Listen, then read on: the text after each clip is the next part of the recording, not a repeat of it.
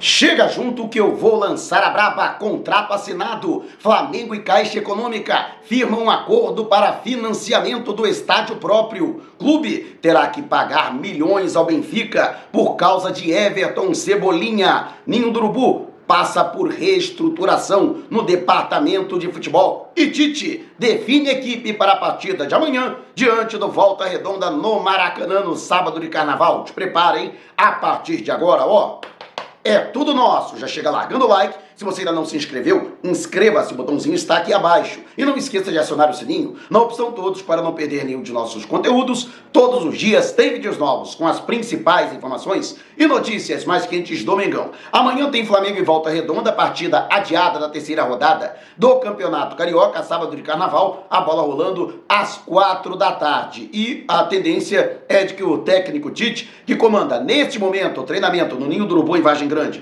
na zona oeste do Rio de Janeiro, vem a poupar alguns jogadores. Ele e um de seus auxiliares, o Kleber Xavier, chegaram a mencionar na coletiva de imprensa após a vitória por 1-0 sobre o Botafogo no templo sagrado do futebol, que seria necessário realmente poupar alguns atletas que sentiram o ritmo dos dois últimos clássicos que foram realizados. O empate em 0-0 com o Vasco no domingo e na quarta-feira a vitória diante do Botafogo pela 7ª rodada da competição estadual. Com isso, existe a tendência de que é exemplo do que aconteceu contra o Sampaio Correia no estádio do Mangueirão, em Belém do Pará, pela 5ª rodada do Carioca, quando diversos jogadores foram poupados. Gabigol e Bruno Henrique podem voltar a ganhar uma oportunidade entre os titulares na composição do ataque. Alan também pode começar jogando no setor de meio campo, assim como Davi Luiz na composição da zaga diária. A grande expectativa é se Matias Vinha será relacionado. Lateral esquerdo uruguaio, uma das duas contratações, reforços do Flamengo para a atual temporada, confirmados até agora,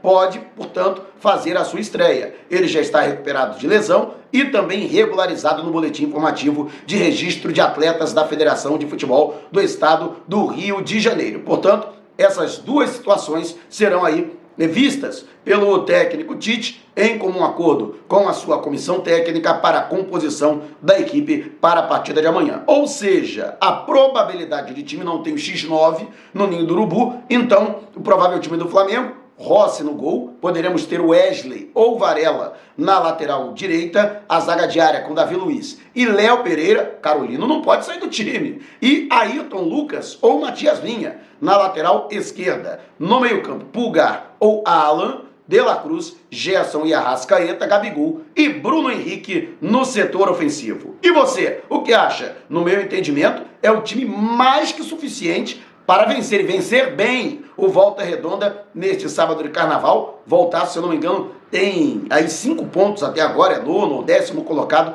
na tabela de classificação do Campeonato Carioca. Então o Flamengo tem aí obrigação, de superar o adversário. Mas quero saber a sua opinião, deixe abaixo o seu comentário. E por falar em Ninho do Urubu, o departamento de futebol passa por profunda reestruturação. Houve a saída do Fabinho Soldado para o Corinthians, Juan, que está na transição da sua saída para a seleção brasileira, ele que vai assumir na CBF o cargo de coordenador de seleções, e foi demitido Gabriel Skinner, supervisor de futebol. Muito se fala nos bastidores, fato dele ter uma proximidade com Luiz Eduardo Batista, o BAP, atualmente presidente do Conselho de Administração, e que recentemente se declarou oposição na eleição que acontece no fim do ano. O presidente Rodolfo Landim, que não pode concorrer à reeleição, deve indicar o vice-geral jurídico Rodrigo Dunchi para sucedê-lo, e o BAP tem aí uma outra frente e está tentando aí tirar até outros integrantes,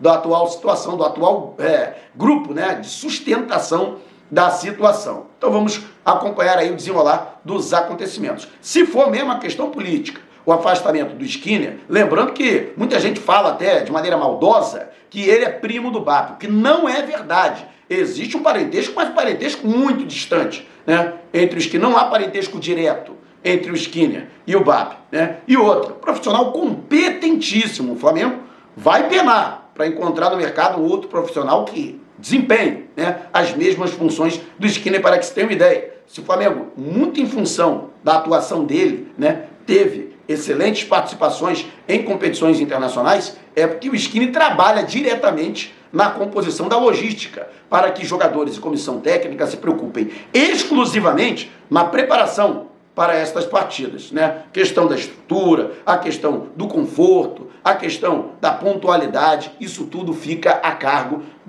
ficava, né, a cargo do Skinner. E quero agradecer enormemente o respeito que ele sempre teve com a imprensa, seja a mídia tradicional ou a mídia independente, na cobertura do Flamengo. Mas teremos, portanto, aqui, vou até trazer aqui a colinha do portal Globoesporte.com, né, que trouxe detalhes, o Luiz Carlos de Azevedo, que ocupava a função de gerente da base, vai, portanto, assumir a gerência do futebol profissional, assim como Carlos Noval, que já ocupava a gerência de transição no futebol profissional, ou seja, ele que fazia a ponte, né, dos jogadores que despontavam da base para a composição do elenco principal. Portanto, ele assume, além da questão da transição, vai também assumir a gerência de mercado e de futebol de base, ou seja, né, é a reestruturação. São dois profissionais competentíssimos e já tem mais de década de serviços prestados no Flamengo. O Luiz Carlos, por exemplo, ele que vem fazendo carreira, né? Ele que assumia um cargo menor, depois passou a gerência da base com a saída do Eduardo Freeland, que assumiu o cargo no Botafogo, né? Então, e vem fazendo um trabalho muito bom, né? A gente vem acompanhando aí os garotos da base, né? E o próprio Carlos Noval, que lá atrás, ainda na gestão do Eduardo Bandeira de Mello, foi o responsável pela reestruturação da base, que com investimentos cada vez maiores, né, vem revelando cada vez mais jogadores e também demonstrando aí uma excelente fonte de receita para o Flamengo, que acumulou aí mais de 1 bilhão e 200 milhões de reais em venda de atletas nos últimos 10 anos. E você, o que tem achado dessa reestruturação do departamento de futebol do Flamengo? Deixe abaixo o seu comentário. Lembrando que já estamos no Zap. Você que não sai do WhatsApp para nada que eu sei, tem mais um motivo para não precisar sair. Vá ao comentário fixado, clique no link, entre no canal no Zap e lá aperte o botão seguir. E pronto, sem precisar sair do Zap, você vai receber todas as notificações das novidades no canal no YouTube. Vídeos novos publicados, conteúdo exclusivo, promoções de nossos colaboradores e parceiros, lives. Então, não perca tempo, não vá dar mole. Vá ao comentário fixado, clique no link, entre no canal no Zap, aperte o botão seguir e pronto. Você já fará parte do canal Mauro Santana, também no Zap Zap. E o Flamengo terá que pagar algo em torno de 8 milhões de reais, o equivalente a 1,5 milhão de euros ao Benfica de Portugal por conta de Everton Cebolinha. Tudo porque, quando o Flamengo contratou o jogador lá em 2022, além de ter que desembolsar de cara 13 milhões e meio de euros pela sua contratação, algumas bonificações por metas alcançadas ficaram atreladas no contrato de transferências, entre as quais um período de jogos que o jogador teria que cumprir. 100 jogos, portanto, e esses 100 jogos foram completados pelo Cebolinha na partida diante do Botafogo, no clássico com o Botafogo na última quarta-feira no Maracanã. Mesmo sem atuar com tanto brilho nos clássicos com Vasco e Botafogo, Cebolinha é considerado um atleta importante do elenco rubro-negro. E por ter, portanto, completado esses 100 jogos, como estava previsto no contrato, o Flamengo terá que pagar 1,5 milhão de euros ao Benfica. Lembrando que o valor total pode chegar a 16 milhões de euros da transação para a vinda do jogador ao Flamengo, saído dos encarnados lá de Portugal. Lembrando que não é essa a única bonificação. Existem outras bonificações que também podem acontecer e com isso chegará ao montante total de 16 milhões de euros. Um baita investimento do Flamengo e por isso Cebolinha, no meu entendimento, tem que continuar correspondendo. E você, o que acha? Deixe abaixo o seu comentário. E antes de partir para o próximo assunto, lembrar a você que na Alaska Tech Store você encontra os melhores preços de produtos novos e usados revisados com garantia de tecnologia, além de artigos de perfumaria. Não acredita? Vá ao comentário fixado, clique no link que vai te levar ao perfil da Alaska Tech Store, siga a Alaska Tech Store no Instagram para receber as notificações das promoções. Você vai ficar de boca aberta. E olha, tem mais, hein? Se disser que foi o Mauro Santana que te indicou, na hora de fazer o contato, você ganha um super desconto.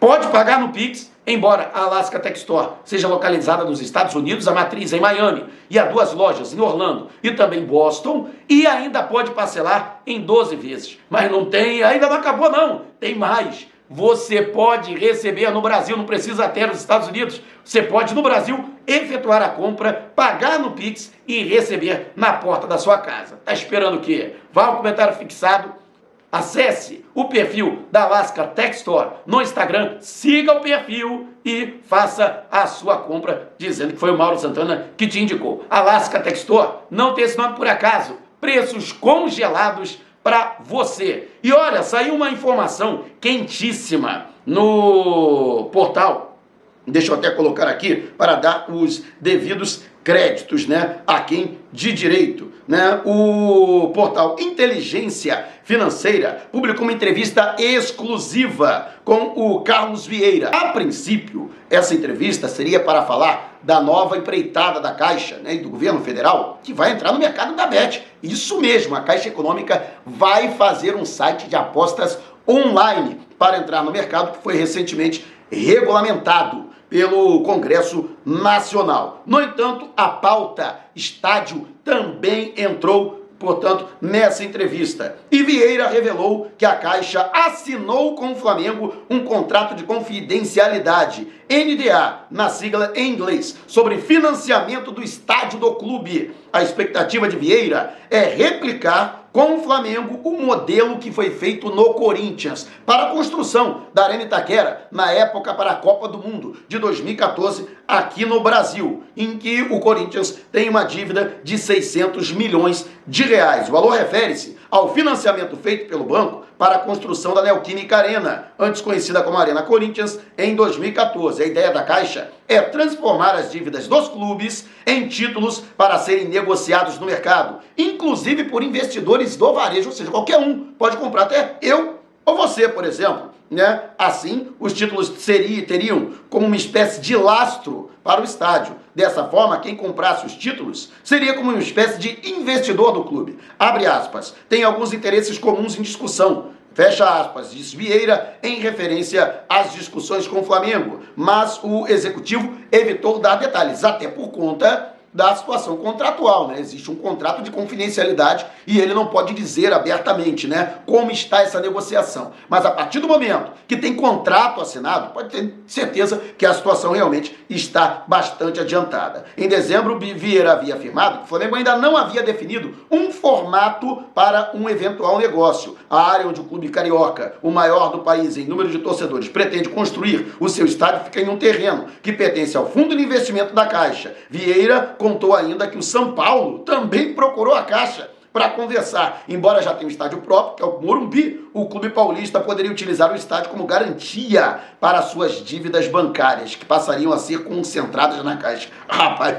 ó, São Paulo, teu olho, hein? Vai perder o Morumbi, hein? Que isso, um estádio privado do país. Mas então, a situação, portanto, é essa. Já existe contrato assinado entre Flamengo e Caixa Econômica Federal para o financiamento. E um dado importantíssimo, esse financiamento aconteceria nos mesmos moldes da construção da Arena Itaquera, né? Foi o que disse, portanto, essa reportagem. Será que finalmente vai sair do papel o estádio do Flamengo? Olha, vocês sabem que eu sou extremamente cético. Eu só acredito quando tiver a pedra fundamental da construção do estádio começar a sair do papel, começar a sair do chão. Mas quero saber a sua opinião. Deixe abaixo o seu comentário. Se você quiser saber mais sobre o canal ou propor parcerias, mande um zap para o número que está aqui na descrição do vídeo. Não saia sem antes de deixar o seu like. Gostou do vídeo? Então compartilhe com a galera, mas não vá embora. Tá vendo uma dessas janelas que apareceram? Clique em uma delas e continue acompanhando o nosso canal, combinado?